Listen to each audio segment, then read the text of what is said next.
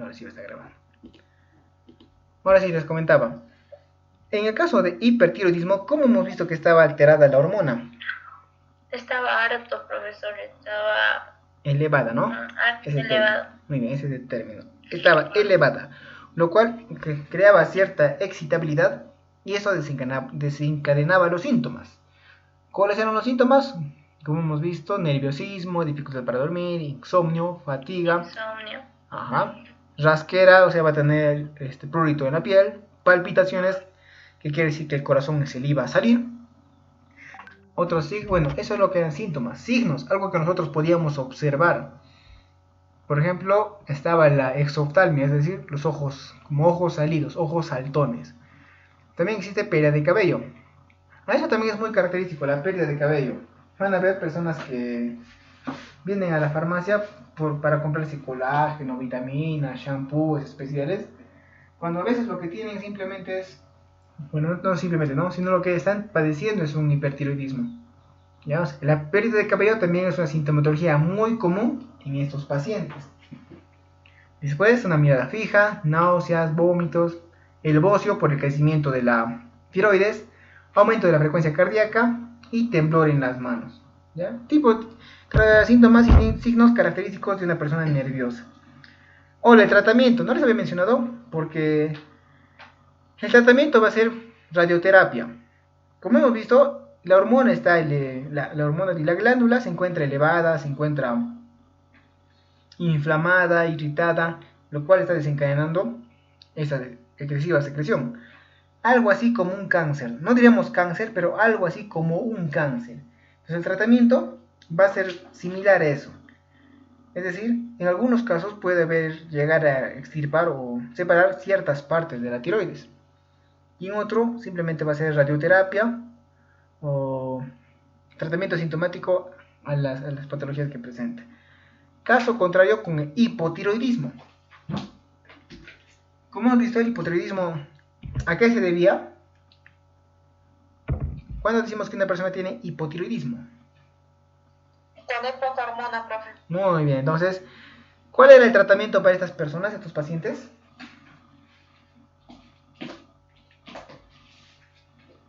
Hormonas, profesor. Correcto. La levotiroxina. Muy bien, entonces el tratamiento va a ser suplementar al cuerpo con la hormona tiroidea. Muy bien. La marca que conocemos en el mercado es la levotiroxina. Y para que tengan en cuenta la diferencia entre la sintomatología, vamos a ver que estas personas, como muy bien le habíamos dicho, van a presentar cansancio, letargia, falta de motivación, pérdida de la memoria, depresión, cambios de ánimo repentinos, subir de peso. Si las personas con hipotiroidismo subían de peso, ¿qué pasaba con las hipertiroideas?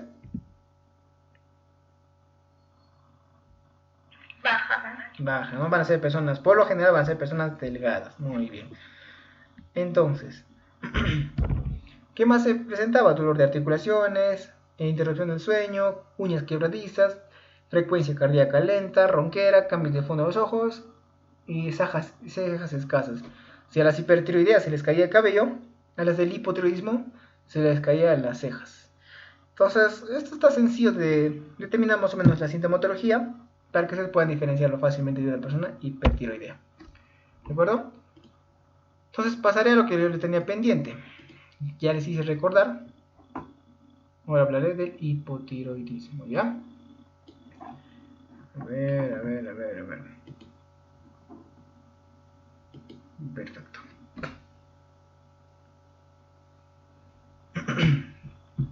De acuerdo. Entonces, estamos hablando del hipotiroidismo. El hipotiroidismo es una enfermedad del sistema endocrino caracterizada por la acción inadecuada de las hormonas tiroideas en el organismo, principalmente por una producción deficiente de la glándula tiroides. ¿Ya? Entonces acá nos menciona acerca del sistema endocrino. El sistema endocrino va a comprender a todos los órganos secretores de hormonas de nuestro cuerpo. A ver, aparte de la tiroides, ¿qué hormona o qué órgano secretor conocen o recuerdan?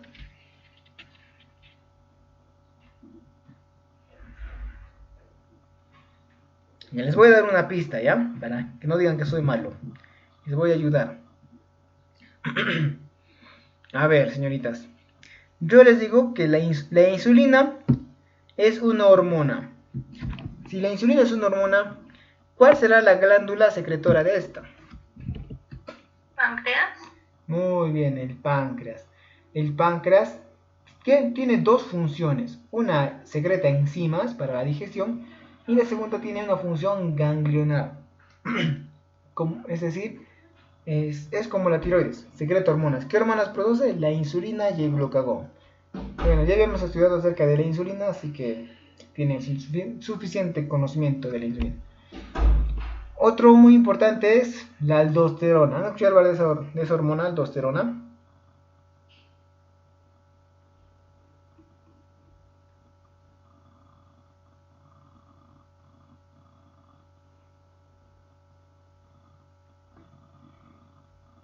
¿Han escuchado hablar esa hormonita?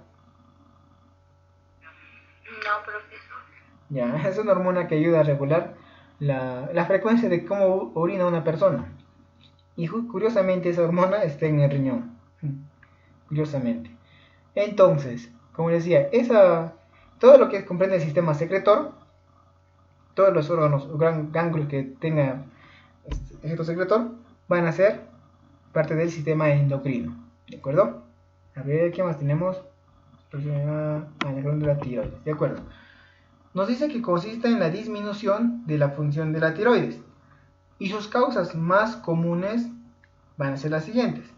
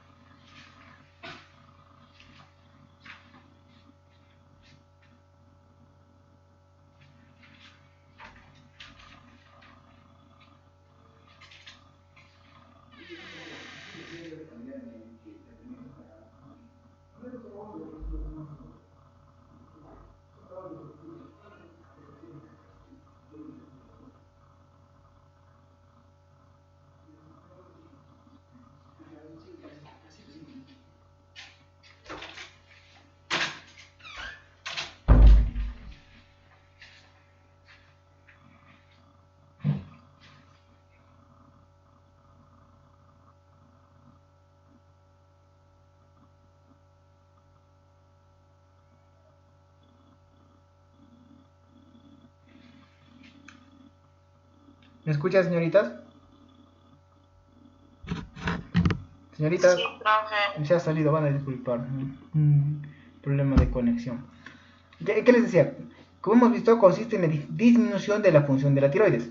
Sus causas más comunes son enfermedad de Hashimoto, que consiste en la destrucción autoinmune de la tiroides. ¿Qué cosa significaba autoinmune? Ayer hemos hablado de la autoinmune.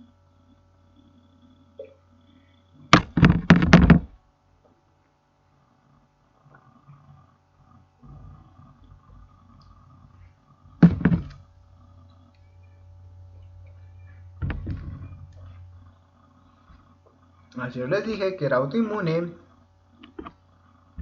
¿Qué es una enfermedad autoinmune?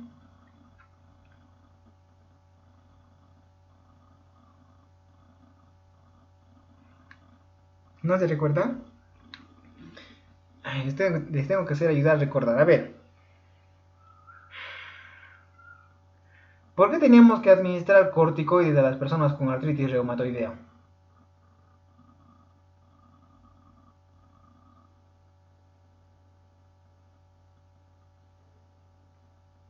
Señoritas, ¿por qué administramos corticoides a las personas con artritis reumatoidea o artrosis?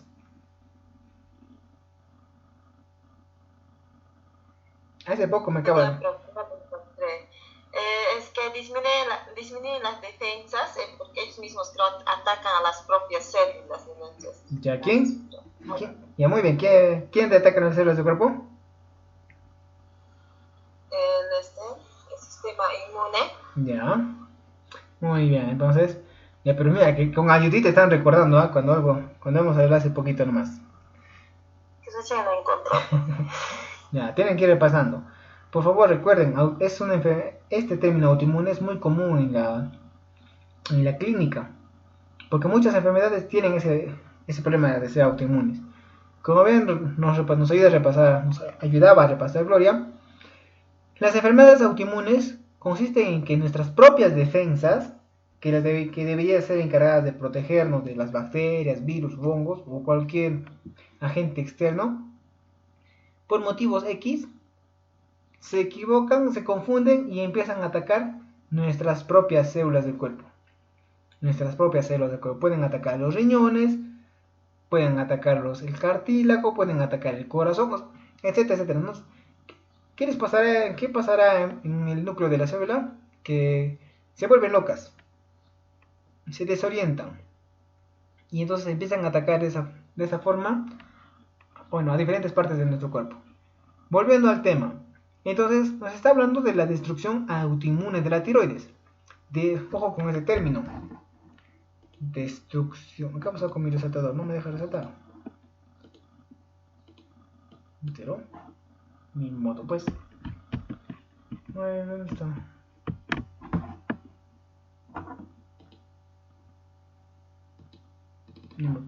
Entonces, ojo con la parte de destrucción. ¿Por qué destrucción? Porque las células blancas, los glóbulos blancos, nuestras defensas, se empiezan a comer a la tiroides. Entonces, obviamente, si tenemos menos tiroides, ¿podrá funcionar bien?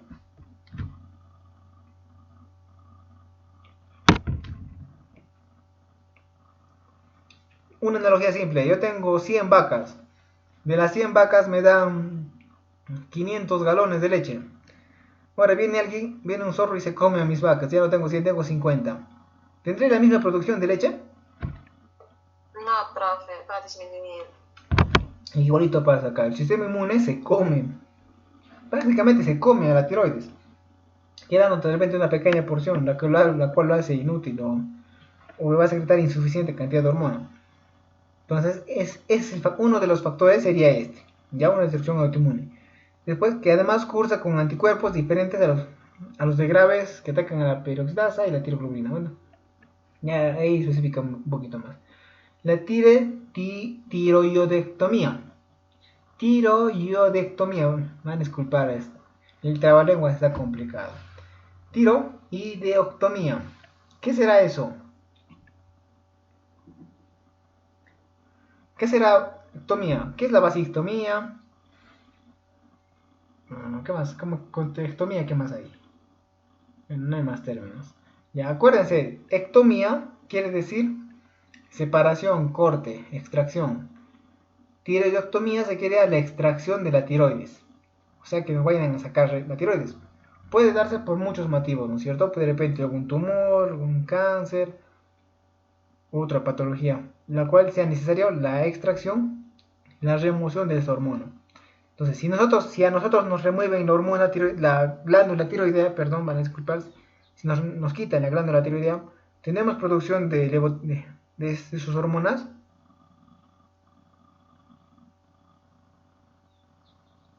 A ver, repito la pregunta. Si nosotros nos extirpan la glándula tiroides, pues tendremos producción de las hormonas tiroideas, de T4, T3.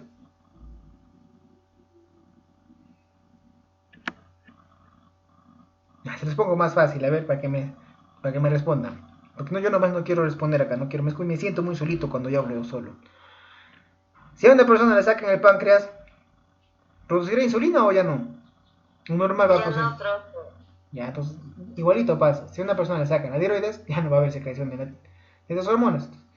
Estas personas tienen que tomar de por vida también su levotiroxina, ¿ya? Por déficit de yodo. ¿Por qué será importante aquel déficit de yodo?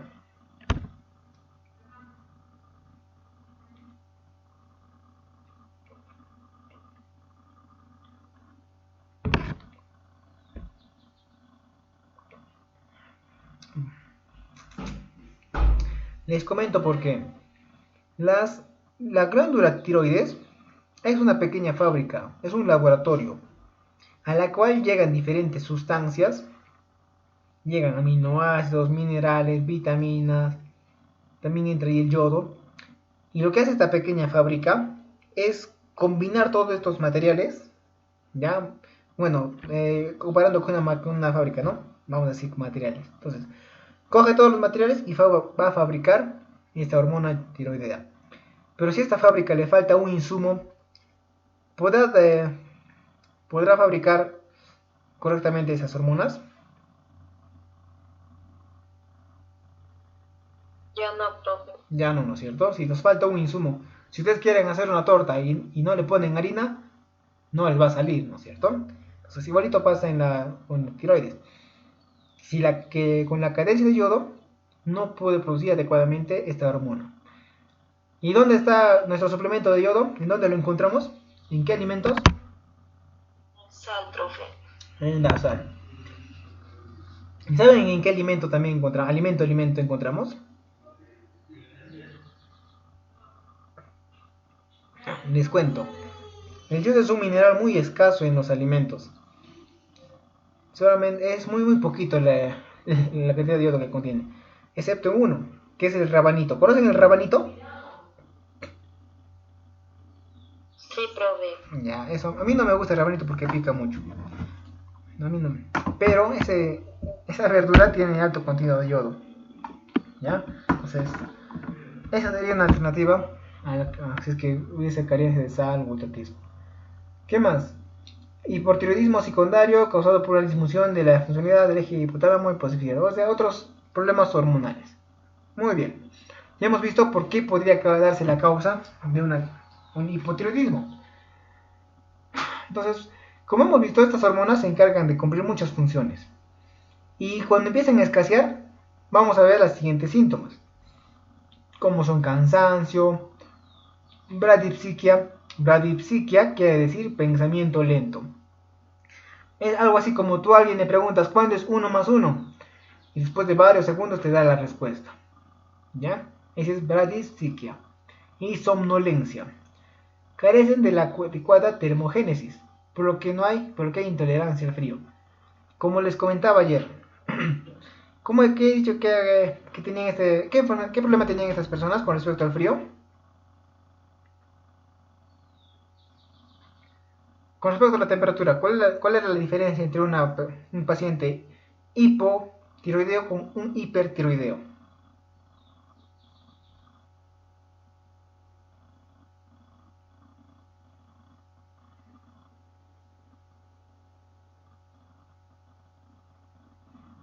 Repito, a ver, ¿cómo era la temperatura de estos pacientes? De un paciente hipotiroideo y un hipotiroideo.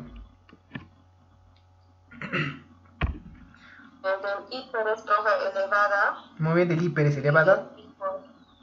Disminuido. Su temperatura corporal, ¿no es cierto? Entonces, como les había mencionado, las personas hipotiroideas son friolentas. Son friolentas. Por ende, si a una persona hipotiroidea tú lo pones en un lugar frío, se va a sentir mal, se va a enfermar, se va a sentir incómodo. Por eso que nos menciona que son intolerantes al frío. Después aumenta el peso debido al descenso del metabolismo basal. El metabolismo se ve disminuido, por ende van a aumentar de peso. También disminución de la actividad del sistema nervioso simpático. Puede producirse estreñimiento o bradicardia, es decir, latidos cardíacos lentos. Mixedema, que se produce solo en los pacientes graves y se produce un exceso de ácido hialurónico en el intersticio que retiene agua y causa edema. Esto también contribuye al aumento de peso. Bueno, estas personas, en otras palabras, acumulan agua también. ¿Ya? Una forma, cuando son pacientes muy crónicos, acumulan agua. Las hormonas tiroideas están disminuidas en el hipotiroidismo, mientras que las TRH y TSH estarán más aumentadas para tratar de compensar el funcionamiento tiroideo. Eso es más de tema hormonal. Continuamos. En las zonas donde la ingesta de yodo es suficiente, la tiroiditis crónica o autoinmune es la causa más común del hipotiroidismo. Entonces, en las zonas donde hay una buena cantidad de yodo, la tiroiditis puede deberse más a una enfermedad autoinmune. A escala mundial, la deficiencia de yodo sigue siendo la causa más frecuente. Entonces, como hemos visto, La ausencia de yodo es la que va a desencadenar prácticamente los problemas tiroideos. Entonces consuman de vez en cuando, no es malo consumir la sal. Pero ojo, no consuman la sal vencida. ¿Ya? Siempre revisen la sal de mesa que tenga buena fecha de vencimiento. ¿Por qué? Porque el yodo es un mineral volátil. ¿Qué significa un mineral que es mineral volátil? ¿Qué significará?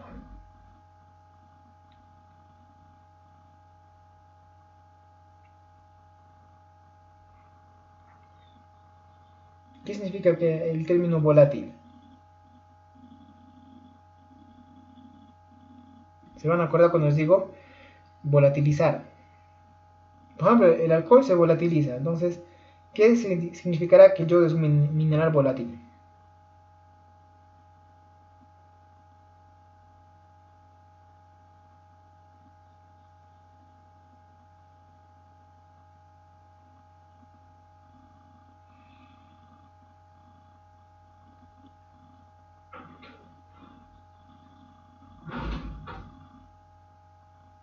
Señoritas, ¿qué es el término volátil? Ayúdenme, por favor. Busquen internet aunque sea.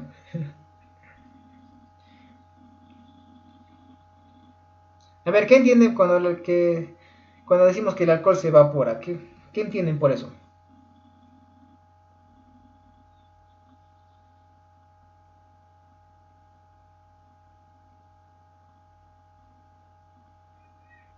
Señoritas, ¿me escuchan o se me ha ido el internet? A ver, confírmenme.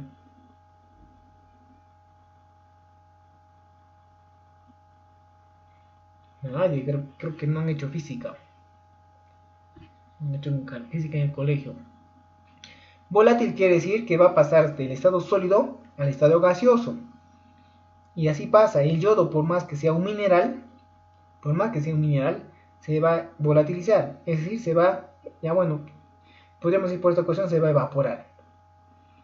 La sal en sí, la sal de casa no vence, no caduca. Pero ¿por qué está esa fecha de vencimiento? Porque en esa fecha de vencimiento lo más probable es que el yodo que estaba contenido en esa sal se haya volatilizado, se haya evaporado. Entonces, esa sal ya no sería útil para tratamiento para prevenir el bocio o el problemas de la tiroides.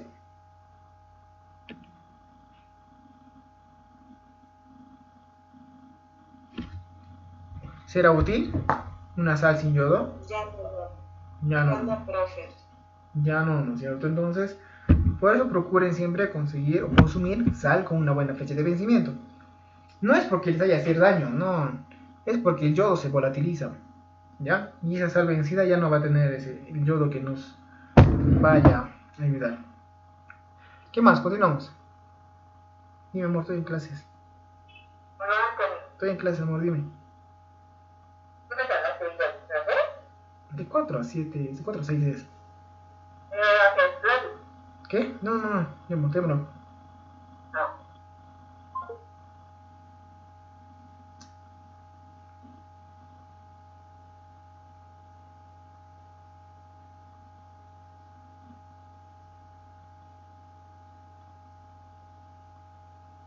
No, eso es. Me voy a disculpar. Las manifestaciones clínicas son poco específicas.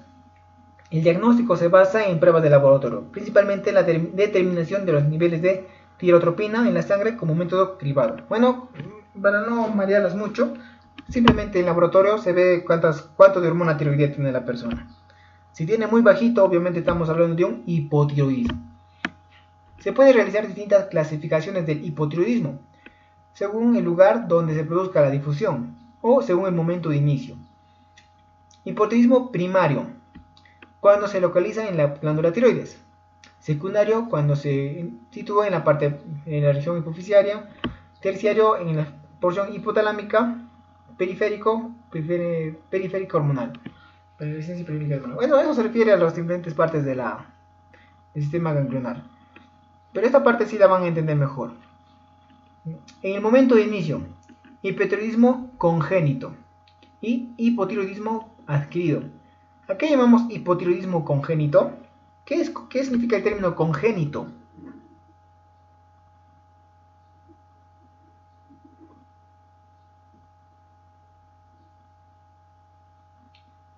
¿Qué significa el término congénito?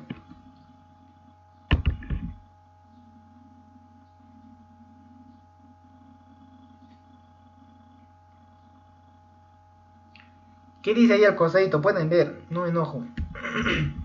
Está ahí la plagia.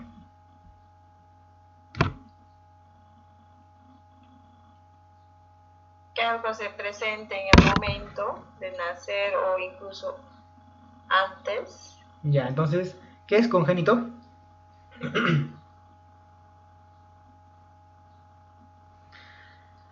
Vamos a llamar congénito, ojo, no solamente aplica hipertiroidismo, sino a muchas enfermedades. Cualquier enfermedad congénita significa, el término congénito significa con el nacimiento. Congénito significa con el nacimiento. Entonces, todas las enfermedades congénitas van a producirse desde el nacimiento. O sea, el bebito ya nace con la enfermedad. Eso llamamos una enfermedad congénita. Y acá nos menciona incluso antes de nacer. Es decir, que esta patología, o esta malformación, o esta carencia del ganglio, podría presentarse incluso desde el feto. Entonces traten de manejar este término, que no se les olvide, congénito, que quiere decir con el nacimiento. Entonces, también vamos a ver su clasificación según su severidad. El hipotiroidismo es un trastorno graduado que puede presentarse como una alteración leve o solo detectable en análisis bioquímicos, hasta una condición potencialmente letal en el caso de un coma mixedematoso. Entonces, como hemos mencionado, va a ser desde muy casi imperceptible los síntomas, incluso hasta llevarnos a la muerte. Eso va a depender de cuán dañada esté la glándula tiroidea. Si no está muy dañada, es decir, si todavía permanece una buena porción de esta hormona, va a segregar suficiente levotiroxina o suficientes hormonas tiroideas para cumplir las funciones normales. Es por eso que van a haber muchas personas que presentan los síntomas, pero llevan un ritmo de vida normal o cotidiano. Generalmente suelen presentarse rara vez suelen tener sueño o de repente tienen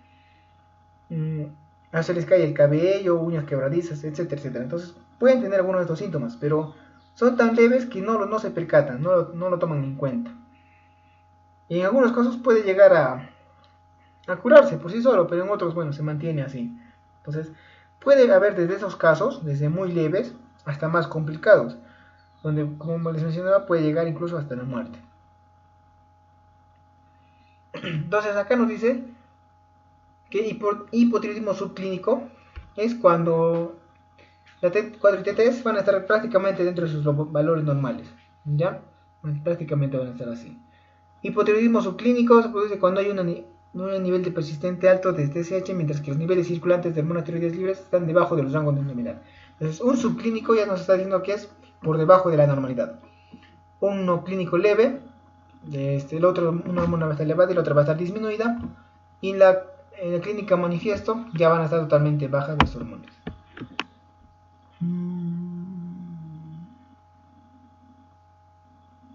Entonces, los síntomas precoces del hipotiroidismo en adultos son inespecíficas y de inicio insidioso. Entre ellos se encuentran la letargia, el estreñimiento, la intolerancia al frío, rigidez y contractura muscular, el síndrome de túnel carpiano y la menorragia. Entonces, los primeros síntomas de presentarse una persona con hipotiroidismo son los que les he mencionado. Los primeros son letargia, estreñimiento y lo más común, intolerancia al frío. ¿Ya? Esos tienen de inicio muy leve todo por un momento y suelen ser insidiosos. Insidioso es que quiere decir que está incomodando a la persona. Insidioso es que molesta, incomoda. No de repente tanto para llamarlo o derivarlo a un hospital, pero sí las personas se sienten muy incómodas. También van a presentarse algunos tipos de facies, donde podemos observarlo cuando el paciente cuando venga a visitarnos, ¿no? Como hemos visto, la principal facie de la persona hipotiroidea, ¿cuál será? ¿Cuál era la principal característica en el rostro de una persona con hipotiroidismo? Si los ojos de las personas hipertiroideas estaban hacia afuera, ¿cómo estarán los ojos de las personas con hipotiroidismo?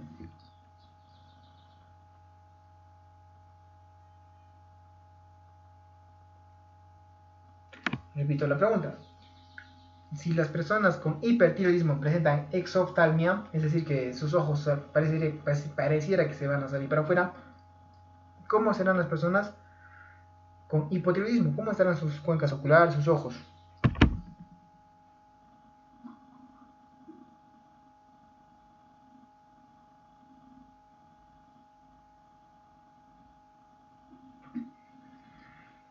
Señoritas.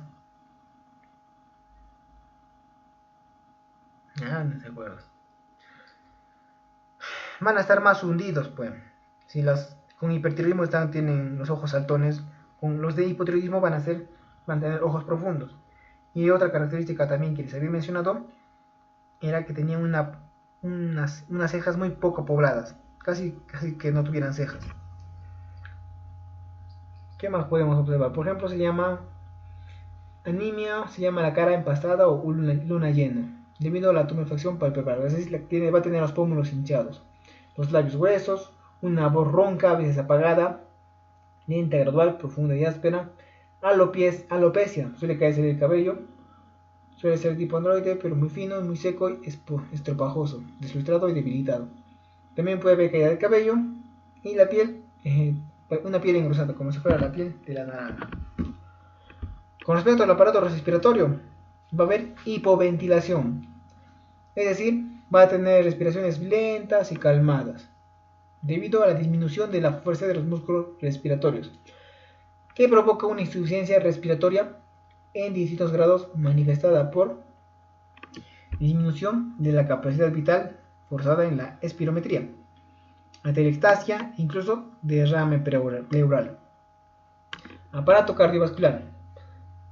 Entonces, a ver, señoritas, ¿cómo hemos visto que estaba el corazón en las personas con hipotiroidismo? Eso sí saben, a ver, coméntenme.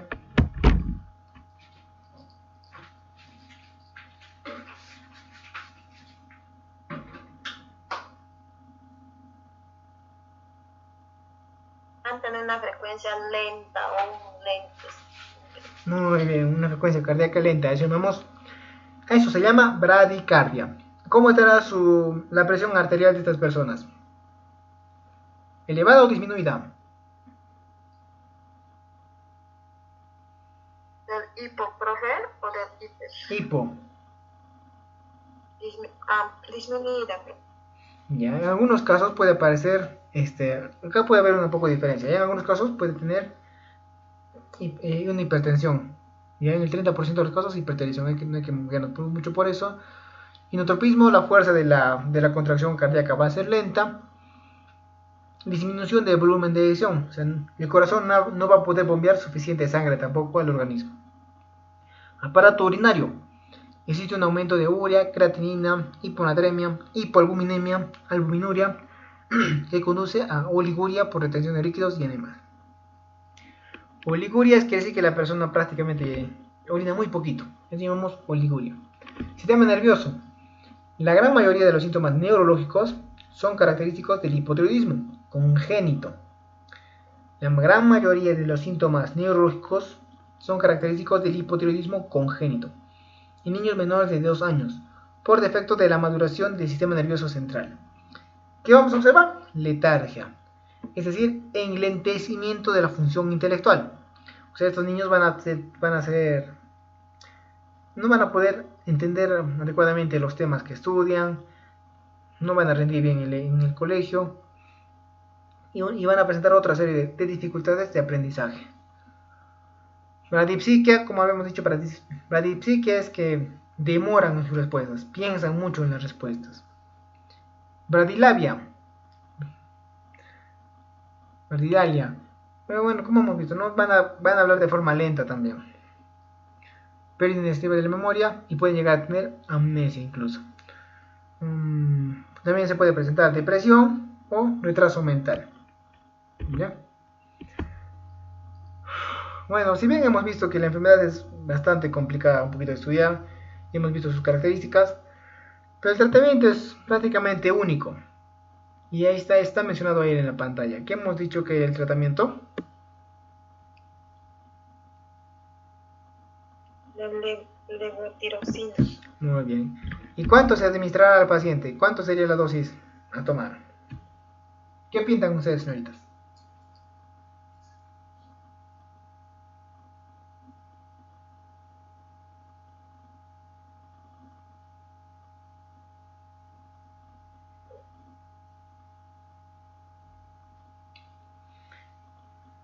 Eso está solamente pensando, nomás está la respuesta. ¿Cuál sería el tratamiento, la dosis a administrar a estos pacientes? ¿Será lo mismo que en todos los pacientes? ¿Una dosis igual para todos? Según el avanzado de su mal que tienen, será que profe. Muy bien. Lo siento. Como ustedes saben, estamos hablando del déficit de una hormona. Pero a una persona le puede faltar mucha hormona y a otra simplemente un poquito. Entonces, va a depender de la prueba de laboratorio. Si en el laboratorio indica que la persona tiene casi nada de hormona tiroidea, entonces tendrán que administrarse más concentración. Por el contrario, si dice que solo tiene una pequeña carencia de hormona, pues también la dosis de levotiroxina va a ser menor. Entonces, la dosis y el tratamiento dependen únicamente de sus resultados del paciente. ¿Ya? Depende del resultado del paciente. Es frecuente encontrar una parte de pacientes que no responden adecuadamente al tratamiento y necesitan dosis inesperadamente elevadas de levotiroxina, o cuya respuesta al tratamiento es irregular, necesitando frecuentes ajustes de la dosis de medicación, con periodos de dosis más altas o más bajas. Se van a dar cuenta que la dosis de levotiroxina, si ustedes revisan la cajita, el inserto, la dosis está en microgramos. Microgramos. ¿Qué significará microgramo? ¿Es harto, poco, poquísimo, casi nada? ¿Qué tiene por microgramos?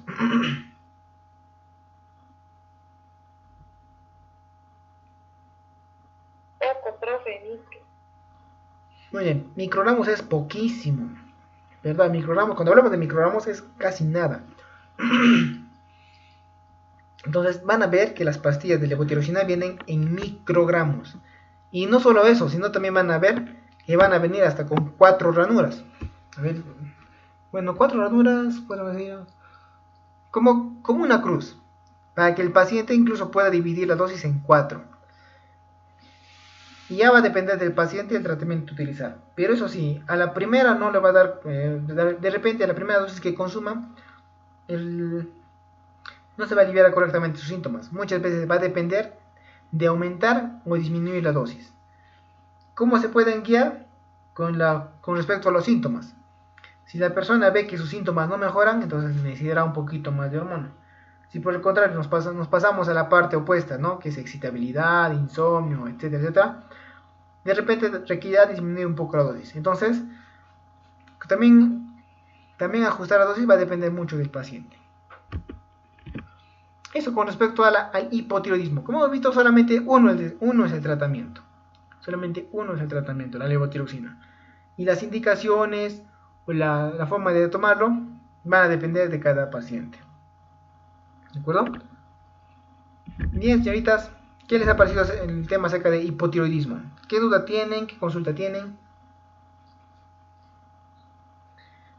¿Es muy común? ¿No es muy común? ¿Han escuchado hablar de la enfermedad por allá en vuestro sector?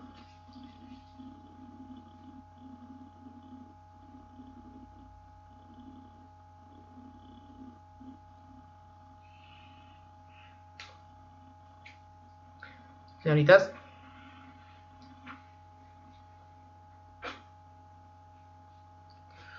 no se conoce esa enfermedad por allá.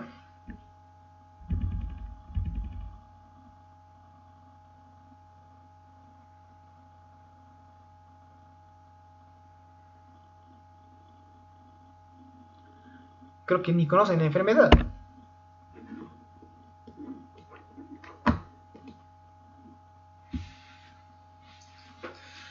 ¿Están ahí, señoritas? ¿Me escuchan?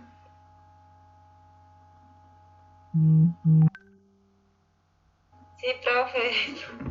Creo que están ahí haciendo sus cosas todavía, están atendiendo a otras personas.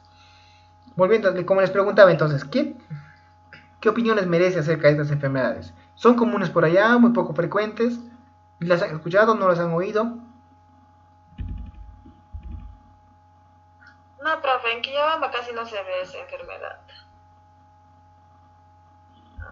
Ya. Muchas veces suele también estar enmascarada. Como hemos visto, los síntomas pueden deberse a otro, el paciente puede pensar que es debido a otras causas. Es debido a otras causas. Ay, por lo que hay que estar pendiente de la sintomatología del paciente y los tratamientos que les esté administrando, se le esté dando, y los evaluando. Si no responde a tratamientos para sus síntomas, lo que sí se puede sugerir es derivarlo a un hospital y que le hagan estas pruebas. Más que nada, con respecto al hipotiroidismo, porque hemos visto que el niño o el paciente, la persona, va a tener problemas del aprendizaje, dificultades para estudiar y para aprender. Y eso a la larga le puede traer problemas graves, ¿no es cierto? Un niño que no ha tenido un buen jardín, no ha tenido una buena primaria, ¿podrá rendir en la secundaria o en la universidad? No, profe, va a tener dificultades. ¿No es cierto? Entonces, es importante siempre estar al tanto de los síntomas de los pacientes, ¿ya? Y irlos evaluando poco a poco cómo van mejorando con su tratamiento. Bien, señoritas, como les decía, es una enfermedad, no es muy amplia para estudiarlo, pero el tratamiento es sencillo, solamente la administración de levotiroxina. Y hay que tener cuidado también, como les decía, las dosis son muy pequeñitas. Entonces, si nosotros nos excedemos de la dosis, podemos al paciente incluso llegarle a producir una elevada cantidad de hormona tiroidea. ¿Qué pasaría si nos tomamos una sobredosis de levotiroxina? ¿Qué pasará?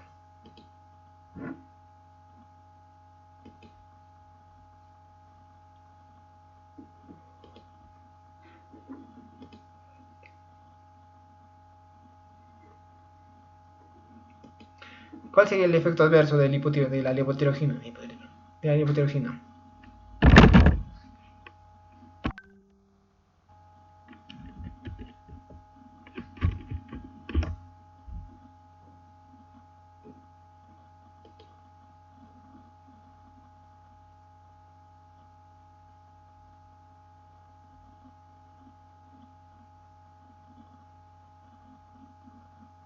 Señoritas.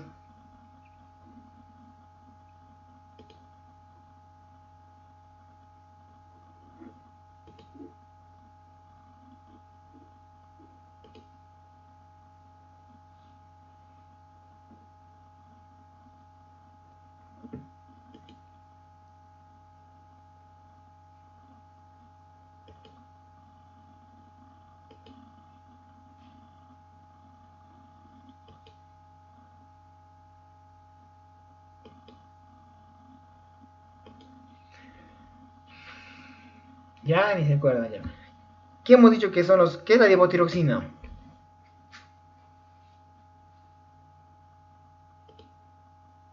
¿Qué es la levotiroxina? Hormonas, profe. Ya, ¿y qué pasa si yo me tomo una elevada concentración de levotiroxina? Vamos a tener aceleración, será por Ya, vamos a tener un falso hipertiroidismo, ¿no es cierto? Como un hipertiroidismo debido a medicamentos. Y se van a manifestar toda la sintomatología que hemos estado revisando o estudiando. Pues todo eso puede suceder. Bien, ¿ninguna duda? ¿Ninguna pregunta, duda, queja, consulta? Creo que se ha entendido, ¿no es cierto? Este tema está fácil para el examen. Yo creo que van a probar con fácil nota los exámenes las preguntas que vengan de este tema.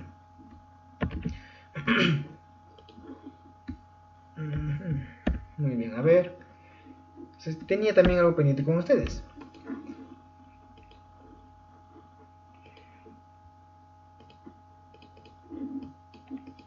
Bien, señoritas.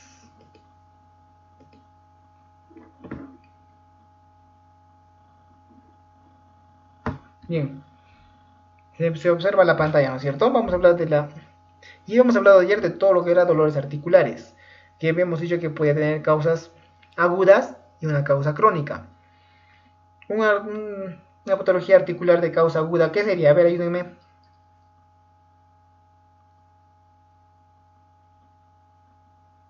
De causa aguda, una artrosis debido a qué podría ser. ¿Qué ejemplo les he dado ayer?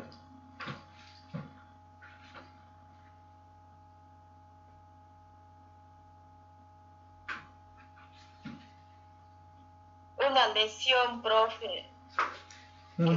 Esa es de causa aguda, ¿no es cierto? Una lesión, dislocadura, ince, Lesión. golpe, etcétera, etcétera, etcétera. Entonces, eso es de causa aguda. Y de causa crónica, ¿qué habíamos dicho? Es por la edad o también puede ser. La edad y algún problema Sí, inmuno, autoinmune, ¿no? Por eso también una enfermedad autoinmune. Entonces, vamos a hablar de las de causa aguda. El tratamiento va a ser sencillo, ¿no es cierto? Solamente AINES, reposo y terapia de repente. Nada más. AINES, reposo y terapia. Ustedes ya van a escoger qué AINES desean administrarle. Si naproxeno, si ibuprofeno, si algo más fuerte, si quieren darle su cremita, ya. Y eso ya les dejo a criterio de ustedes. ¿De acuerdo? O quieren que les diga cuál es la dosis de paracetamol, no creo. Me imagino que ya saben, ¿no es cierto? Lo que vamos a hablar entonces ahora es de las enfermedades reumáticas en sí. Esas que van a causar molestias a las personas adultas mayores. ¿Qué podemos decir de eso entonces? Las enfermedades reumáticas constituyen una causa importante de morbilidad en la población en general.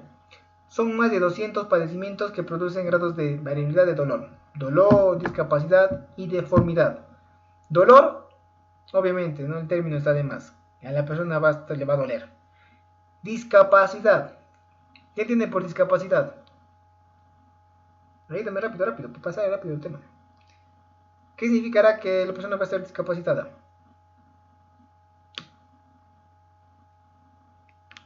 Pero el dolor que no pueden caminar hacia los pacientes. Muy bien, muy bien. No van a poder hacer sus actividades normales, ¿no es cierto? Y deformidad, bueno, ya creo que todos hemos visto cómo son las personas, bueno, las manos o pies de estas personas con esta enfermedad, ¿no es cierto? Entonces van a padecer deformidad. Y obviamente van a influenciar una baja calidad de vida, obviamente. ¿Qué más? Enfermedades reumáticas. En Latinoamérica se presenta desde hace varios años una transición epidemiológica, es decir, se ha venido aumentando. Se calcula que el 10% de la población general padece alguna enfermedad reumática. Puede ser desde la más leve, ¿no es cierto? Desde los dolores articulares por el frío, por el excesivo desgaste, entonces puede variar desde ahí a las más complicadas. Entonces, es por eso que un gran porcentaje de la población padece de esta patología. Es uno de los primeros 10 motivos de invalidez total en países como Estados Unidos, Canadá y México. El Instituto Mexicano de Seguro Social la tasa de invalidez que se ha calculado es 1.38 por cada 1000 de los habitantes. ¿Qué quiere decir esto de invalidez? Una persona que tiene deformaciones en las manos podrá hacer sus labores cotidianas.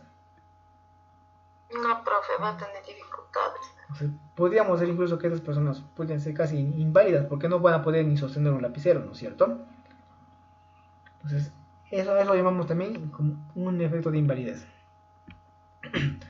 4 enfermedades se han considerado de especial relevancia. Entonces, los 4 son las más importantes.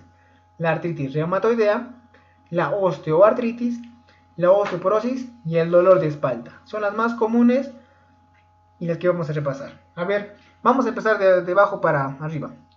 Con el dolor de espalda, ¿no? Eso ya está de más, se entiende el dolor de espalda. ¿A causa de qué podría darnos un dolor de espalda?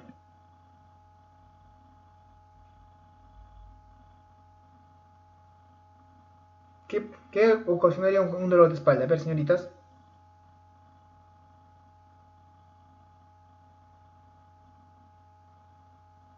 Señoritas.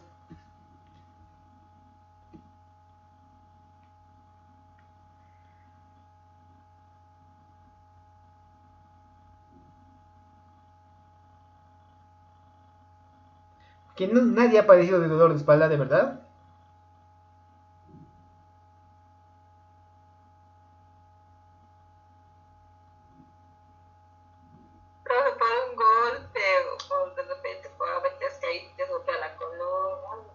¿Y ustedes nunca han cargado cosas pesadas, no lavan ropa, no se sientan a estudiar, no les duele la espalda? No necesariamente por Bueno, un golpe, profe, ¿ah? Por ejemplo, yo tengo dolor de espalda porque estoy aquí en la laptop desde la tarde. No solamente es por golpe o algún tipo, también puede ser crónico. Personas que cargan una mochila pesada van a tener dolor de espalda, ¿ya? Eso es algo muy, muy común. Las personas que cargan peso, los estibadores, todas esas. Los que trabajan sentadas en la oficina, etcétera, etcétera. Bueno, el tratamiento, ¿cuál va a ser? ¿Qué toman cuando hay un dolor de espalda? Me deben responder así, rapidito. Aines, pues. ¿Con qué vamos a tratar con el dolor de espalda? Aines, y de repente van a necesitar algún relajante muscular, solo con eso, ya no hay más problemas. ¿Qué es la osteoporosis? A ver, rapidito, rapidito, ¿qué es la osteoporosis?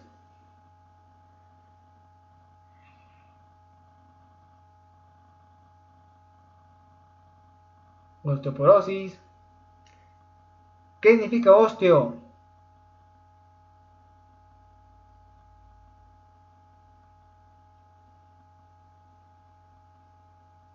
¿Qué significa osteo? hueso, profe. Porosis. Si que se hacen, pues no es algo en el hueso, porque es una deformación, como se llama, me olvidó bien. No. Ay. Porosis que significa poro, poros. Es un hueso lleno de poros. Generalmente es por deficiencia de calcio u otra patología. Si el hueso está lleno de poros, ¿qué pasará? Pues es un hueso quebradizo, un hueso que se puede fracturar en cualquier momento. También suele pasar en personas adultas, ya les estoy diciendo otra más, que es muy común también. La osteoartritis y la artritis reumatoide vamos a estudiarla ahora más adelante. ¿De acuerdo? Entonces ya creo que todos conocen esta patología y también conocen los síntomas característicos. Como pueden apreciar, cómo están las manos de estas pacientes, de estas personas.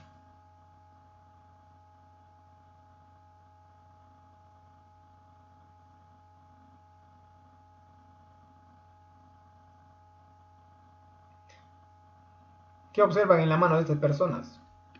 No observan nada. Deformaciones, profe. ¿En qué parte? Los dedos, ¿Los dedos? los dedos, Más en la específicamente, piel, más específicamente, los huesos. en las articulaciones, ¿no es cierto? Las deformaciones prácticamente están en las articulaciones, justo en donde se unen los huesos. ¿Ya? Entonces, como ven, los dentro de las personas con esta patología van a presentar diferentes deformaciones. Primero, puede ser producto de una puede ser por como les decía, una inflamación o un desgaste del cartílago, lo cual desvía la dirección del dedo. Lo más común es la última parte, la deformidad del cuello de cisne de los dedos. Llaman cuello de cisne por la posición que toman. Y después, poco a poco, se va yendo hacia atrás la patología. ¿Ya? Poco a poco se va yendo hacia atrás la patología. Prevalencia. Es muy poco común en Norteamérica y en los países de Europa.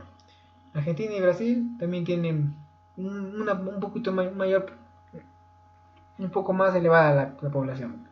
Y también podría superponerse a nosotros porque también somos de Latinoamérica. Generalmente es una relación 2 a 3 mujeres por cada hombre. O sea, cada 2 mujeres, 3 varones van a tener este problema. Entonces, esta patología, ¿a qué género afecta más? ¿A mujeres o a varones? No dice que es 2 a 3 mujeres a varones. ¿A quién afecta más? Mujeres. Ya, por esta ocasión, los que vamos a pagar patos son los varones. Los varones tienen un poquito más prevalencia de esta enfermedad, ¿ya? Un poco más que las mujeres. Incidencia pico. Bueno, como ustedes saben, generalmente esta patología se produce o empieza a manifestarse en personas adultas, ¿ya? Generalmente a los 40 y 60 años ya la persona tiene deformaciones o tiene ya el malestar. Sin embargo, puede empezar incluso desde los 30. Desde los 30 a los 50 años. Como estamos viendo, ya son patologías de personas de edad avanzada. Etiopatogenia. Predisposición individualizada a diferentes hormonas. Como les había mencionado, puede ser producto de carácter genético, hereditario. Es decir, si una persona ya, algún familiar de una persona tenía esta enfermedad, lo más probable también es que herede, el familiar también lo herede. Hay que tener mucho en cuenta eso, el factor hereditario. Más que nada con respecto a las enfermedades autoinmunes. Recuerden, por favor, también las enfermedades autoinmunes suelen ser hereditarias, ¿de acuerdo? Bueno, saliendo aparte del organismo propio, también puede ser debido a factores ambientales. ¿Como cuáles? Como las infecciones por virus. ¿Ya? Hay virus que pueden causar ese tipo de patologías en las articulaciones. Micoplasma, la rubiola también y el parvovirus. Recuerden, la rubiola es algo importante, pero ¿cómo nos cuidamos de la rubiola? Señoritas, ¿cómo nos cuidamos de la rubiola?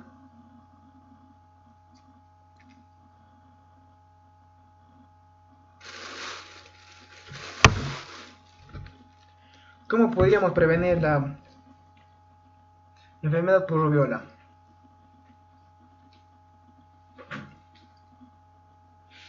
¿Saben cómo? Con la vacunación. Cuando somos pequeñitos, en la cartilla de vacunación, sí conocen la cartilla de vacunación, ¿no es cierto? De los niños.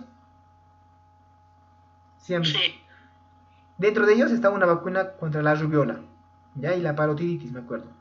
O sea, la papera. Entonces, por eso es importante vacunar a los niños desde chiquititos y que cumplan completamente toda su cartilla. Porque muchas de las enfermedades causantes de deformaciones y otros problemas son prevenidas desde la niñez. ¿Con qué? Con estas vacunas. Yo sé que hay muchas personas que están en contra de las vacunas y que, bueno, tienen otros motivos. Entonces, pero para mí es más importante que lo vacunen, puesto que estamos viendo que nos van a ayudar a prevenir muchas enfermedades. Muchas enfermedades. Inclusive una de estas que es la artritis reumatoidea. Otro también que es el tabaco, un factor demostrado. ¿Por qué el tabaco? ¿Por qué el tabaco será un factor en la artritis reumatoidea?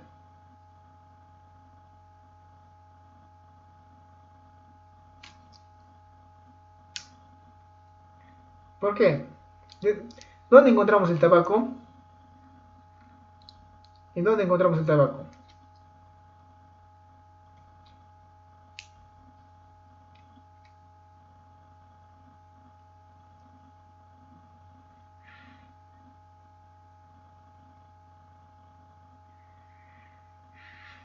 Señoritas, ¿el tabaco dónde está? No conocen esa plantita.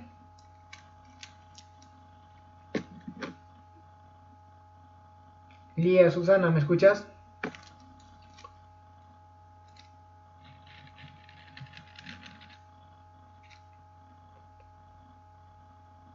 Lía.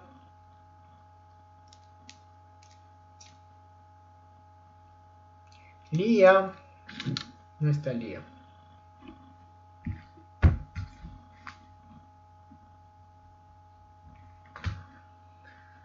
Eudicia.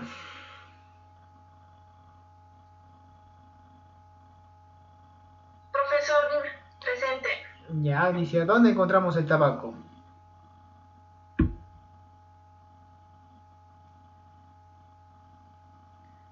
¿En qué material, insumo, objeto? Cigarro, profesor. ¿Y por qué no me responden pues así? Muy bien, el cigarro. ¿Y por qué el cigarro será lesivo en esta patología? ¿Ven por qué?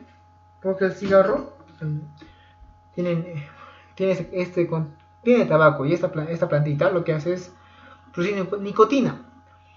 Y la nicotina es un veneno. Ya es un veneno que también suele alterar las defensas. ¿Y qué pasa cuando alteramos las defensas? Tenemos una consecuencia inmunológica. ¿Y qué entendemos por consecuencia inmunológica? ¿Qué pasará con el sistema inmune en la artritis reumatoidea? A ver, respóndanme. ¿Qué pasará con el sistema inmunológico en la artritis reumatoidea?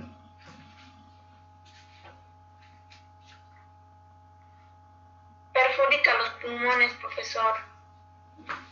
Ya, muy bien, pero en la artritis estamos viendo que la nicotina del cigarro, también, aparte de perjudicar los pulmones, también suele ser un veneno que altera el sistema inmunológico. Y cuando el sistema inmunológico está alterado y la persona tiene artritis reumatoidea, ¿qué pasará? O tiene inicios de artritis, podemos desencadenar una enfermedad autoinmune, ¿no es cierto? Autoinmune. Entonces, esta activación inmune va a activar diferentes series de hormonas. Y estas hormonas van a alterar el sistema inmunológico. Y como les había mencionado, el sistema inmunológico, una vez alterado, va a producir sus defensas, lo cual pueden ir y atacar al cartílago de las articulaciones. Y cuando atacamos al cartílago se va a producir inflamación, dolor y deformidad. Entonces, también estaría involucrado ahí la nicotina y todos los factores que alteren el sistema inmunológico. Recuerden siempre que en la artritis reumatoidea el que produce la enfermedad va a ser el sistema inmune, pero detrás de ello hay otros factores involucrados. Bueno, acá está bastante bonita la diapositiva y nos explica cómo es una articulación desde cuando está sana y para adelante, cómo se ve alterada. Entonces, primeramente la persona tiene que estar predispuesta genéticamente a una enfermedad inmune. Entonces, genéticamente la persona hemos visto que ya su sistema inmune está alterado, es decir, que no reconoce correctamente a los enemigos y empieza a atacar a nuestras propias células del cuerpo. Entonces puede ser por agente infeccioso, por tabaco o por algún tipo de virus. Pero ya una vez que el sistema inmune ya está alterado, vamos a ver que va a empezar a atacar la articulación. ¿Qué observan en la primera articulación? ¿Cómo está el cartílago y el líquido sinovial? ¿Qué observan?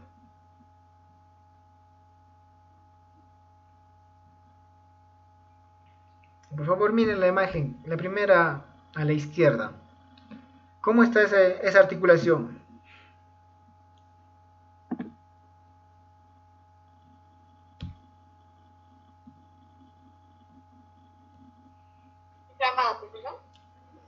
¿No? La de la izquierda, primerita. Está en buen estado, profesor. Muy bien, es una articulación sana.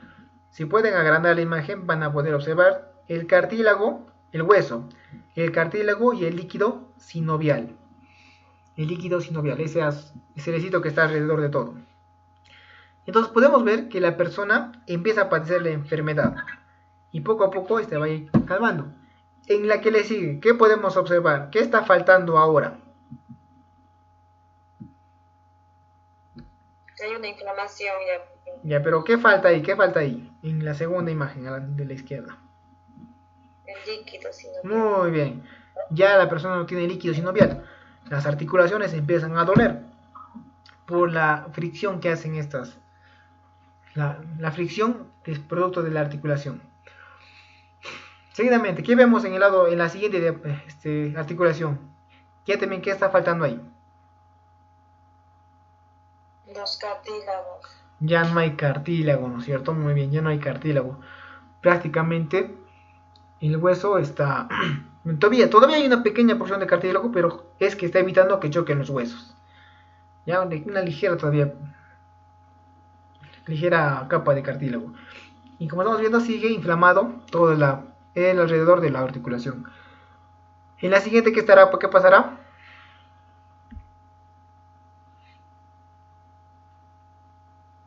El cartílago ha desaparecido, ¿no es cierto? Y en la última, ¿qué estamos observando en la última articulación? ¿Cómo estará?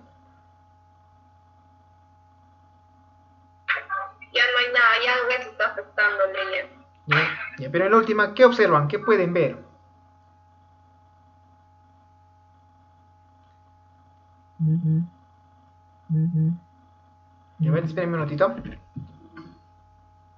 ¿Aló? Doctor, una preguntita, no solamente está preguntando si hay un documento o algo que avale, ¿no? Es decir, los efectos de donación, el ingreso de los efectos de donación. No, solamente el director me pide que lo guardara nomás. ¿Cómo? El director me pidió que lo guardara nomás. ¿El director católico lo guardara nomás? Sí. El director dice que le pedí que lo guardara nomás. ¿O algún documento? Ajá. Los que eso lo trajeron de la campaña y me lo dejaron así nomás. Como era de donación. Lo dejó así nomás.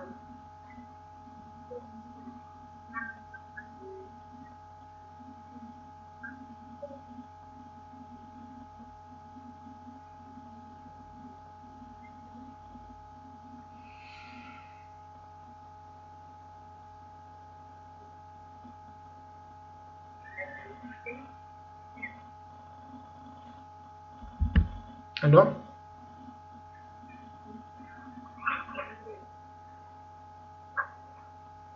¿Aló?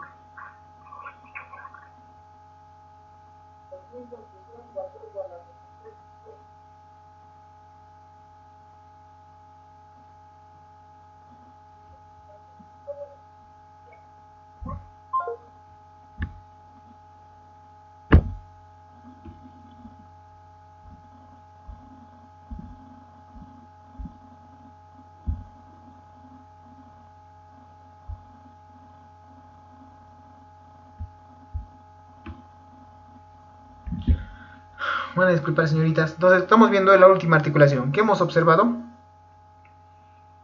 ¿Habrá articulación ahí? ¿Puede haber una articulación? Ya no hay profesión juntados. Muy bien, los huesos se han fusionado. Eso llamamos fusión. ¿Podrá doblar a la persona ese dedo o esa parte del cuerpo? Ya no, profe. Entonces, así es como vemos internamente cómo están las manos de esas personas con artritis reumatoidea. Como pueden ver, es bastante grave, bastante grave, pues bastante significativo para el paciente. Donde empieza primeramente con una afectación de la membrana sinovial, después se complica el cartílago y por último el hueso, ya incluso llegando a ver una fusión. Y esa fusión pues generalmente suele ser desviada, chueca por decirlo así. Por eso es que las personas podemos ver cómo terminan sus manitos en esos estados. Simplemente por un agente autoinmune. Entonces, acá les a modo de recordar entonces, si el causante de todo esto es nuestro sistema inmune, ¿qué teníamos que consumir o cuál era el tratamiento?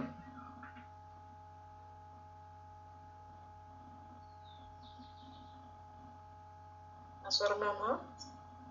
¿Para qué hormona? ¿De qué hormona? La levotirosina. ¿Levotiroxina?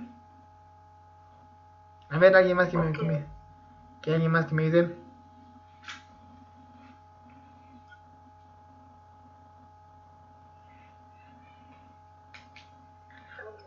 Ya no estamos en hipotiroidismo, estamos en artritis reumatoidea. No, me equivoqué. El meloxicam, creo que. Ya, el meloxicam hemos dicho que es un AINE mejorado. Es un AINE mejorado. Eso nos va a ayudar con el dolor, la inflamación. Pero el causante de todo esto es nuestro sistema inmune. Entonces, el analgésico no va a tener nada que contraatacar al sistema inmune. Para eso tenemos que tomar otra terapia. ¿Y cuál era?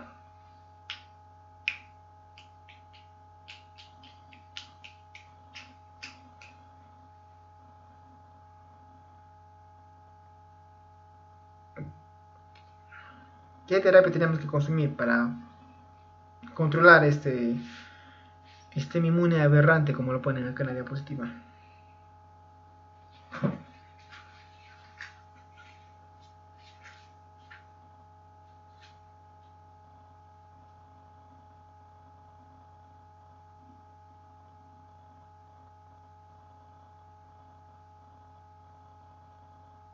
¿Solo para el dolor, profesor? ¿O es un antiinflamatorio más? No, también les había mencionado que había otra terapia. justamente para... ¿Tramadol? No. Los colágenos, profe, calcio, colágeno, ¿eso? Ya, pero no es lo que estoy pidiendo. ¿Qué más? ¿Qué más? Les había dicho que había un, Esta pregunta. hay un medicamento que ayuda a controlar el sistema inmune. Y más que ayude es el efecto adverso de este medicamento. La glucosamida. Ya, ahorita vamos a hablar de esa parte, ¿ya? Pero todavía no.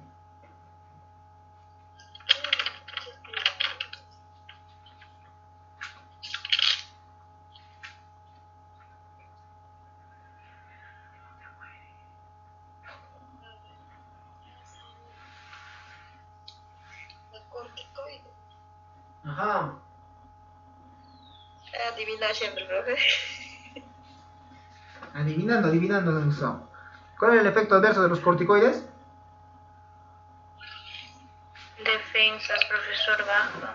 Ya, es un inmunosupresor, disminuye las defensas. Entonces, si no hay defensas, no hay quien ataque a estas articulaciones. ¿Sí o no? No hay quien ataque a las articulaciones y las articulaciones van a quedarse en el estado en las cuales estaba afectado ¿cómo se llama? Entonces, no solamente esto, también existen otros medicamentos inmunosupresores. ¿Ya? Como, bueno, modo de mencionarles nomás, por ejemplo, tenemos se me viene el nombre, ¿cómo se llama este? Ahí, ya, se les traigo para más tarde, más para mañana.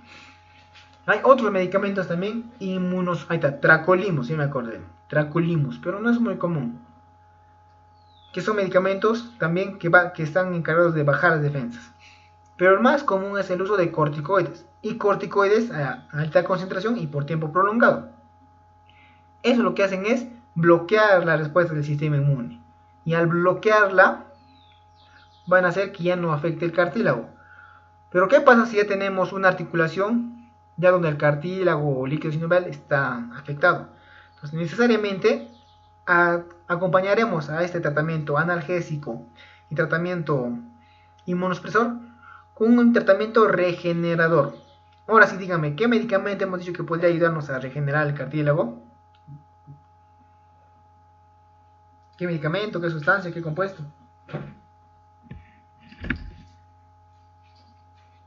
Calcio. Podría ser, pero no.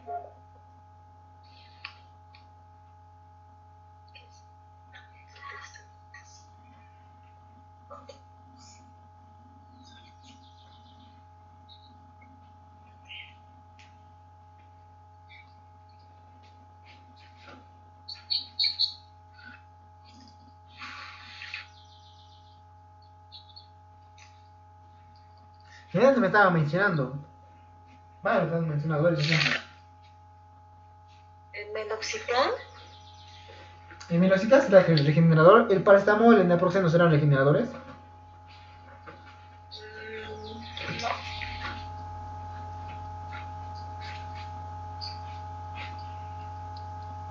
Los AINES, profe. Ya, yo les puedo preguntar, ¿los AINES serán regeneradores? ¿Podrán regenerar cartílago o tendones? Son para dolores, profe, para inflamación. Sí. ¿Qué tendríamos que consumir para regenerar esta parte del cartílago?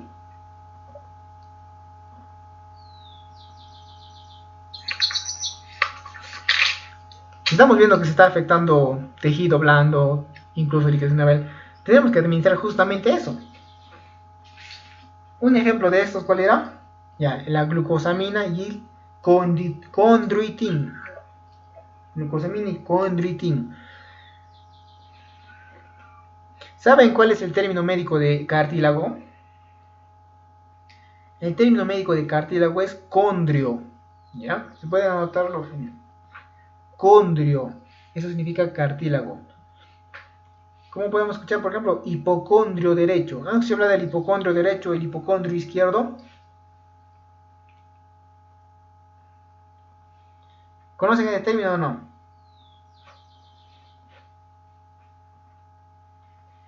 Ya, tarea para la casa. ¿Qué son los hipocondrios derecho y el hipocondrio izquierdo?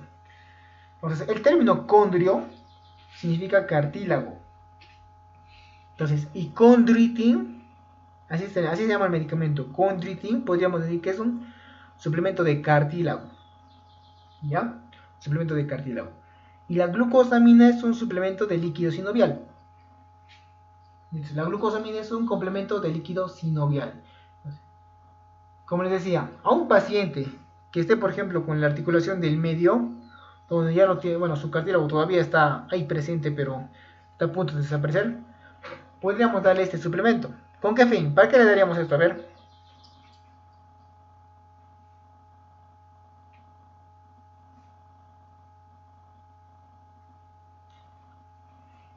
¿Por qué le daríamos a un paciente cartílago y glucosamida o líquido sinovial?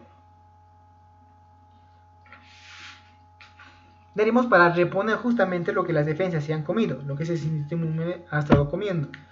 Entonces, por eso, señoritas, les decía, a esas personas que tienen artritis reumatoidea, lo ideal es su tratamiento analgésico, ¿ya? Su tratamiento analgésico. El tratamiento inmunosupresor lo da el médico, porque es algo delicado jugar con las defensas. Si nos excedemos en la dosis y las defensas bajan demasiado, la persona se puede enfermar y hasta morir. Es algo que lo ve el médico. Lo que nosotros podemos suministrar es con suplementos complementarios, complementos vitamínicos y analgésicos. ¿De acuerdo? ¿Para qué? Para generar esto. Otro que se me olvidaba también es el colágeno. El colágeno también podría ayudarnos a regenerar cartílago. ¿Alguna pregunta hasta aquí, señoritas? ¿Algo que quieran que se aclare?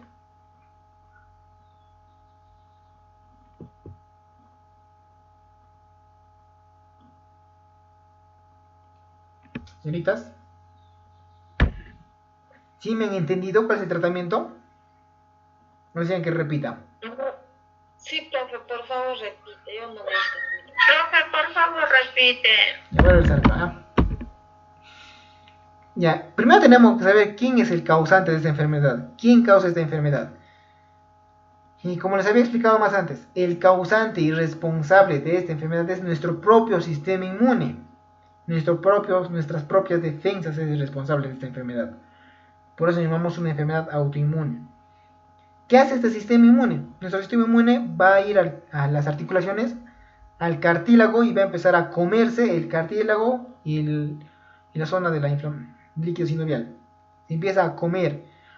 Tanto llega a desgastar, como estamos viendo en la última imagen, que desaparece por completo el cartílago. E incluso llega a haber formación o fusión de los dos huesos.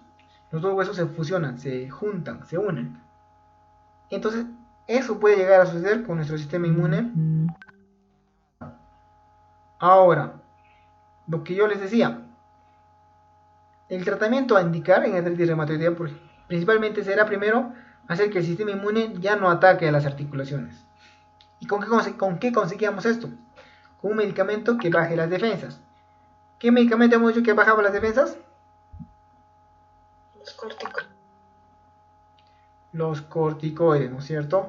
Los corticoides. Entonces, primero estamos bajando las defensas. Pero el cartílago sigue deteriorado por lo que ha estado atacando estas defensas. Entonces, tenemos que darle un suplemento. ¿Qué opciones les había dado?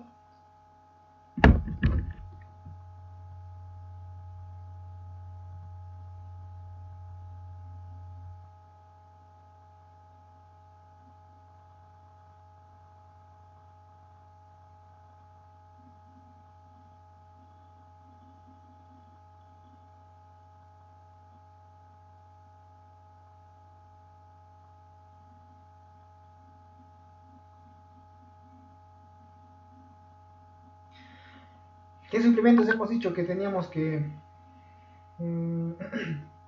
administrar a estos pacientes?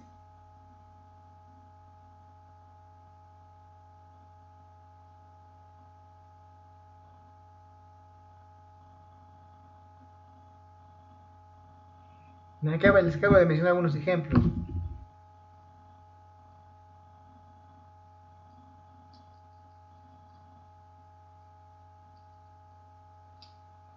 Señoritas, ¿qué complementos, suplementos vitamínicos, qué vamos a darle al paciente? Que no están prestando atención. Estamos viendo entonces Colágeno, dijo profe. ya colágeno. También había mencionado el condroitin y la glucosamina. Entonces son sustancias que pueden ir a la articulación y regenerar esa zona que se ha habido afectado. Nunca lo va a hacer en un 100%, pero sí al menos puede aliviar en algo la patología. Entonces un tratamiento va a ser el inmunosupresor. Otro tratamiento va a ser el regenerador. Y obviamente, pues, ¿esta persona va a tener dolor o no? Sí, profe. Y el tratamiento analgésico. Entonces, esos tres principales sería la indicación en una paciente con artritis. Pero ya les he mencionado, el tratamiento inmunosupresor lo tiene que dar el médico. ¿Ya? El tratamiento inmunosupresor, es decir, la dosis de corticoides a utilizar, lo tiene que dar el médico. Generalmente el paciente viene con su prevención al 50 o al 20, va a depender del paciente. Eso no lo damos mucho nosotros, solamente tal vez controlamos, pero sí damos los AINES y tratamiento complementario, tratamiento suplemento vitamínico. ¿De acuerdo? Con eso podemos aliviar. Profe, Sí. por favor, nombre de ese suplemento que ¿qué dijo? ¿Podría repetir? Condritin sulfato todavía se llama, y glucosamina. Condritrin y glucosamina. Y ojo, también traten de buscar de un buen laboratorio, porque muchas veces con esos medicamentos estafan a la gente, ¿ya? Con los medicamentos se estafa a la gente en lugares cuando... ¿cómo se llama esos? En hierberías, mercados. Traten de comprarlo en una farmacia.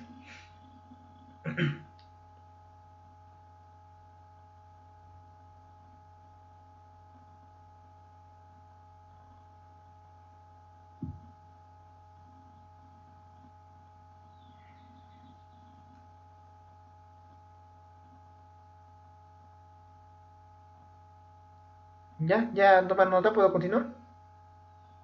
Sí, profe, gracias. Ya, listo. Entonces, eso y el glucógeno más que podría ser lo que tratamiento para las personas. Entonces, como podemos ver acá, por el lado izquierdo se ve una articulación normal y en el lado derecho una articulación ya deteriorada. En el lado derecho podemos ver cómo se encuentra inflamado el cartílago y el líquido sinovial, producto de la acción de las defensas. Es la famosa deformaciones que vemos nosotros. Se disminuye el cartílago, se inflama esa zona y produce un abultamiento, que es lo que se ve en sus manitos de los pacientes. Va a tener diferentes fases. La primera es una etapa asintomática, de índole genético. ¿Qué quiere decir asintomático?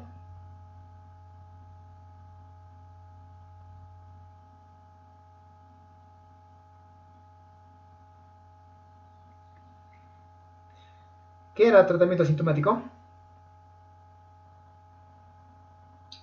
No tiene nada, pero Bien. no siente ningún dolor. Entonces, la primera parte es genético, es decir, que el sistema inmune ya está cambiando su formación y no tiene síntomas, es decir, la persona no se da cuenta de la enfermedad hasta que ya empieza a manifestarse después. En la segunda fase, ya podría, de repente la persona va a tener cierto malestar, como dolor al mover las articulaciones, frío, etcétera, pero puede atribuirlo a otras causas y no generalmente no lo toma en serio y deja que se avance.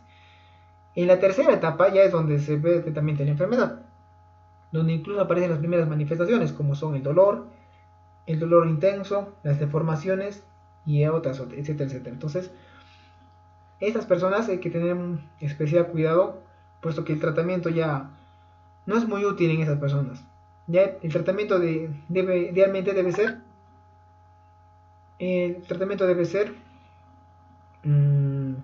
desde la segunda fase, con los primeros síntomas. ¿Para qué? Para que haya menos problemas al futuro con estos pacientes. ¿De acuerdo?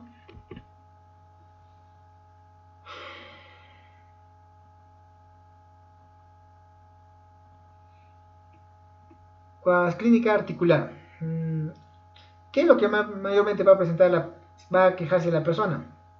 Artromialgias, es decir, dolor en la articulación, pérdida de peso, fiebre, depresión. ¿Por qué se dará la depresión? ¿Qué piensan ustedes? ¿Será debido a la deformación, al sistema inmune?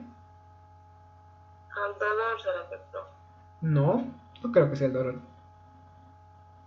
Porque ¿Por qué podría tener depresión una persona?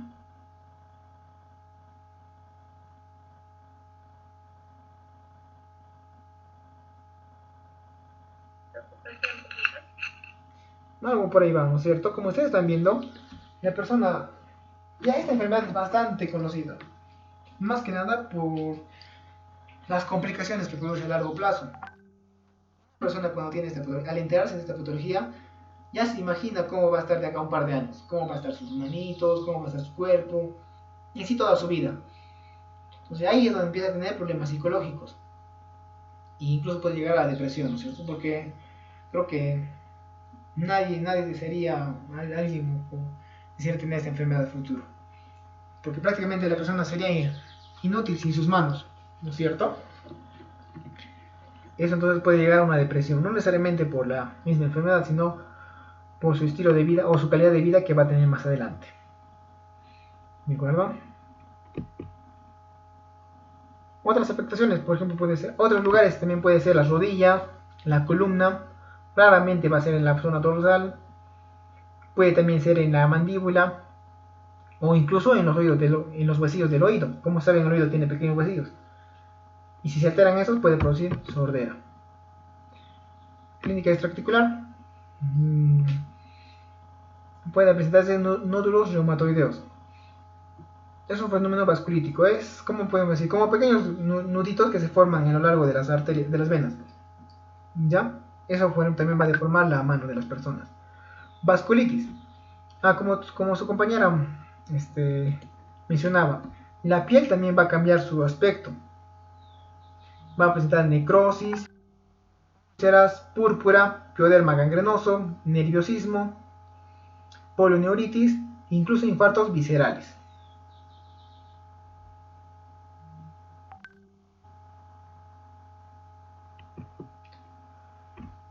Clínica extraauricular. Puede presentarse también derrame pleural, fibrosis intersticial, hipertensión pulmonar, aunque suele ser rara, cavitación, fístulas, neumotórax, síndrome de Kaplan, neumoconicosis también, cardíaca, pericarditis, taponamiento, arritmias, etc. Nefropatía puede presentarse, nefropatía porque por exceso de consumo de AINES, ¿no? Y también debido a los medicamentos, exceso de consumo de medicamentos. Bueno, acá ya están unas patologías, indicaciones y más complicaciones de estos pacientes. ¿Ya? Creo que no se me hace necesario que los revisemos en todo caso. Factores de mal pronóstico. En mujeres, una edad avanzada va a dificultar totalmente el tratamiento. Las personas muy adultas ya no van a responder adecuadamente al tratamiento.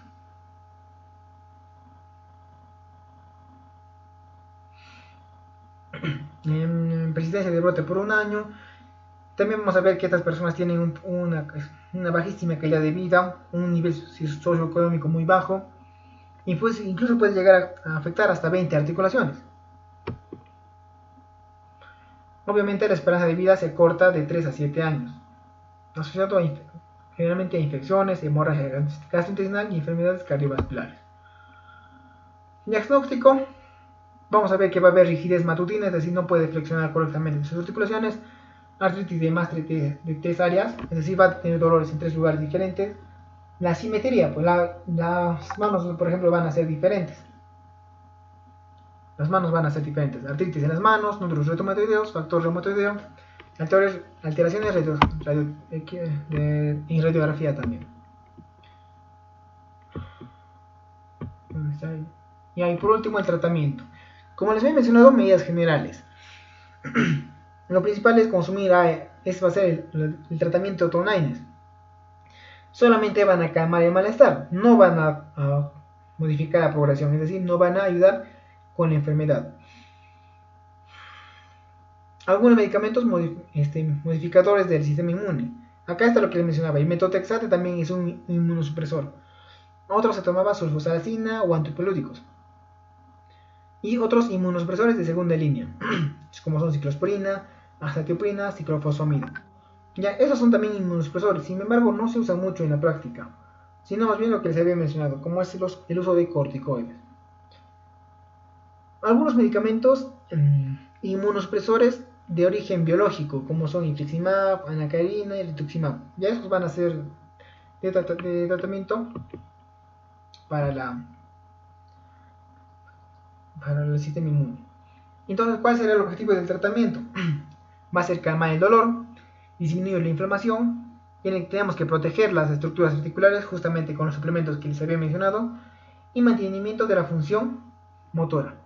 Y por último, control de la afección diseminada, es decir, para que esta enfermedad no avance en su tratamiento. Bien, señoritas. ¿Alguna pregunta que tengan con respecto a la artritis reumatoidea?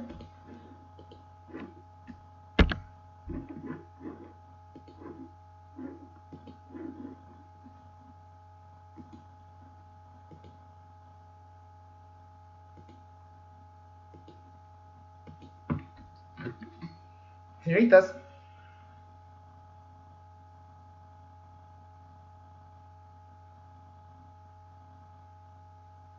Señoritas. Sí, profesor. ¿Qué duda tienen? ¿Ninguna?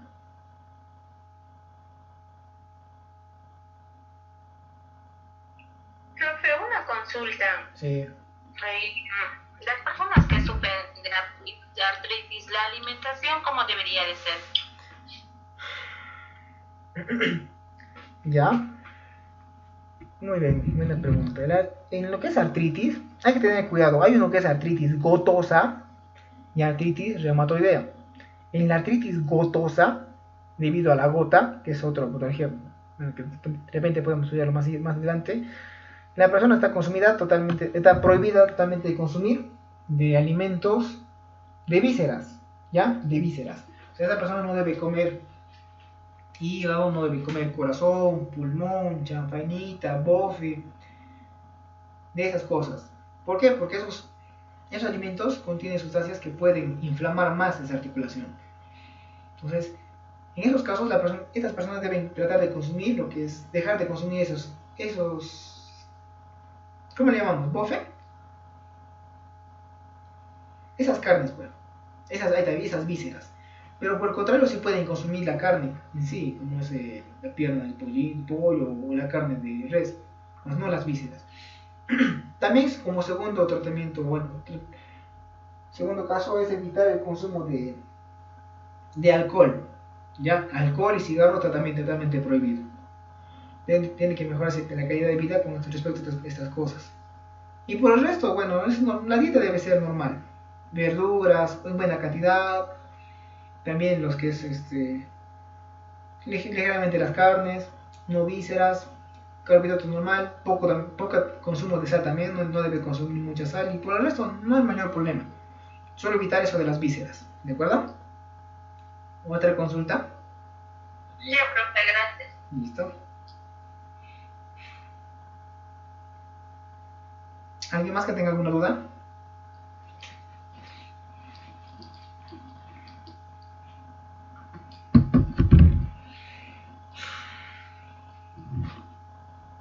Bien, señoritas, entonces llamaré lista para que ya podamos despedir la clase. Gloria.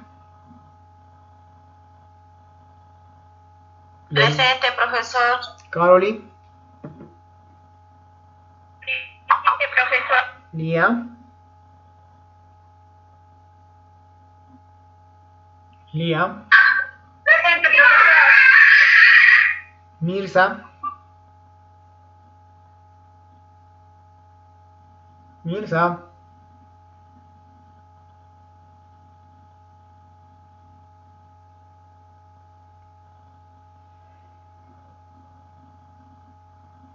Nieves. Presente, profesor. Eudicia.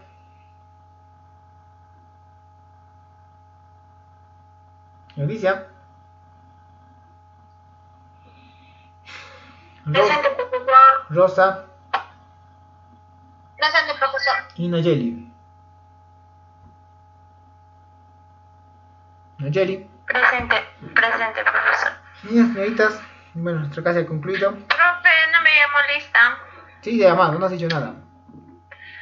No escuché entonces. Déjame un rato te corrijo. Brisaida. Ya.